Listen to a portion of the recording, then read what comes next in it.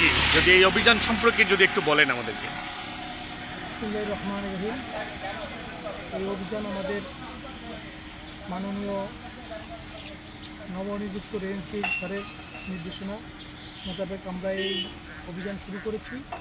বিশেষ করে check point, যাতে কোনো প্রকার ইলিগেল যানবাহন চলতে না পারে, কোনো কাগজপত্র ছাড়া হেলমেটবিহীন কোনো মোটরসাইকেল চলতে না পারে, এবং তাদেরকে আমরা আইনের আওতায় আনার চেষ্টা করি।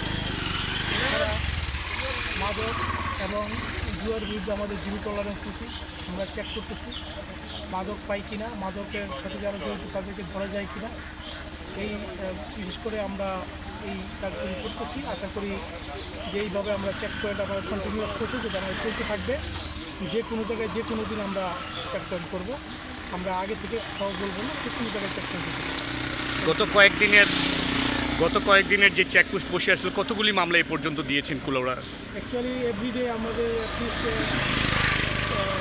10টা 11টা 12টা এরকম মামলা আমাদের হচ্ছে, আটক হচ্ছে। এটা আমাদের নিয়মিতভাবে চলতে থাকবে যতদিন পর্যন্ত মানুষ একটা লিগ্যাল প্রসেসের মধ্যে না আসে, ততদিন আমরা এটা চালিয়ে যাবো ইনশাআল্লাহ। জি, ধন্যবাদ আপনাকে। Thank you.